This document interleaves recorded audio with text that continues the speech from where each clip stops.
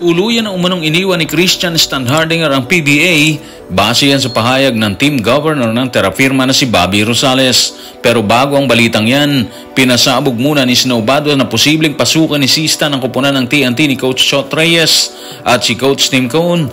Inaming matagal na niyang sinusubaybayan si Troy Rosario para sa Barangay Ginebra. Tutukan po natin ang lahat ng yan. Pero bago yan, pakisubscribe, like and share na lang muna para pareho tayong updated. Sa bakbakan ng terapirma at Converge ay hindi na nasaksihan pa si Christian Standhardinger. Ayon din sa report, hindi na rin ito sumalang sa practice ng kupunan kaya ang hinala ng ilan, hinihintay na lang nitong mag-expire ang kontrata sa katapusan ng taon. Tanong, saan kaya mapupunta si Sistan sakaling mag-expire ang kanyang kontrata? Tutukan natin ang pasabog ni Snow Badwa sa kanyang official YouTube channel. Nakausap ko na MVP Group, gusto nilang makuha to. Ang tanong na lang dito, pumayag kaya kung sino man ang nasa likod ni Christian?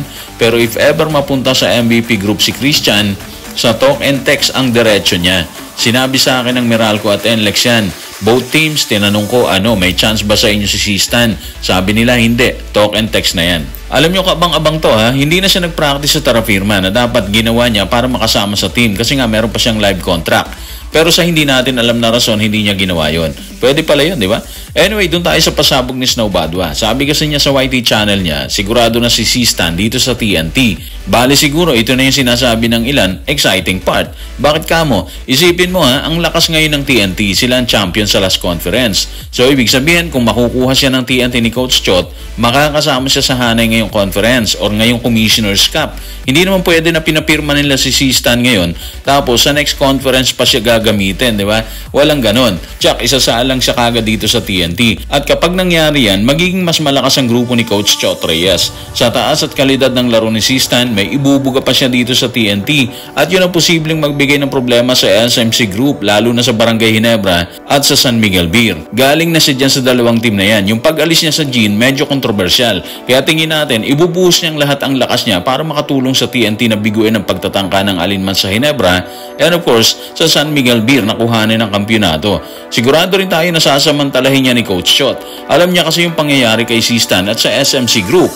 In short, win-win situation yan sa panig ni Sistan at ng TNT. Kung tila may nakikitang puwang si Snow Badwa sa TNT at kay Christian, hindi naman napigilan ni Coach Tim Cone na magbigay ng kanyang saloobin tungkol sa pagpasok ni Troy Rosario sa kanyang kupunan.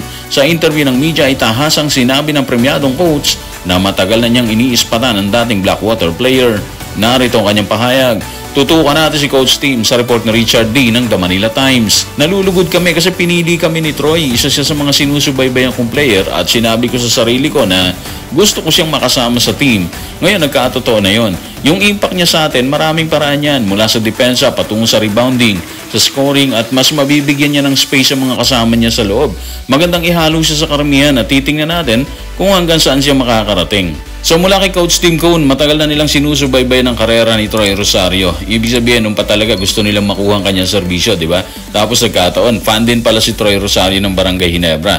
At nangako sa sarili na maglalaro siya sa Ginebra someday. So, win-win situation din to para sa dalawa, di ba? Kay Troy at sa Barangay Ginebra. Tama-tama yung dating niya dito sa Jeans. Kaya magagamit talaga siya ng gusto dito, especially ngayong conference. Sigurado tayo, isasalang kaagad siya dito kasi nga, kailangan ni CTC ng big man. Wala si Isaac Go, si Jamie Malonzo wala rin. Nag-iisang kumakain sa gitna si Japet Aguilar. So ngayon, makakapagpahinga si Japet, di ba? Kung titingnan mong mabuti yung pahayag ni Coach Tim, malaki yung tiwala niya kay Troy Rosario. Hindi pa man siya sumasalang sa kupunan kasi sa aktual na laban, kitang-kita mo na yung excitement sa parte ni Coach Tim na isama siya sa buong pwersa ng Ginebra. Of course, maninibago sa umpisa yan. Pero alam naman natin na kalaunan, masasanay din niya sa sistemang ginagamit ni Coach Tim Cone dito sa Barangay Ginebra.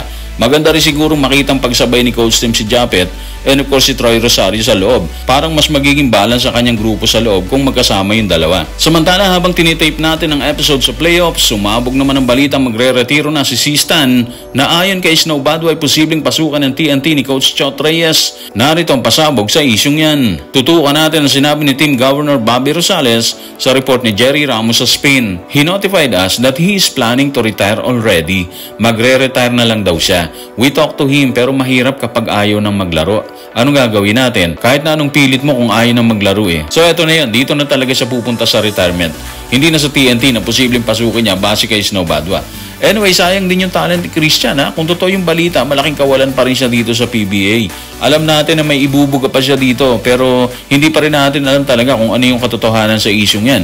Siguro wait and see na lang tayo ha, dahil hanggang hindi natin nakikitang nag-settle down na talaga or tuluyan na nagretiro si Christian, may posibilidad pa rin siyang bumalik. Marami kasing kasong ganyan matapos ang retirement, bumabalik. Sa kaso ni Christian, pwede pa siyang bumalik kung gugustuhin talaga niya. Matatapos ang kontrata niya ngayong December ha.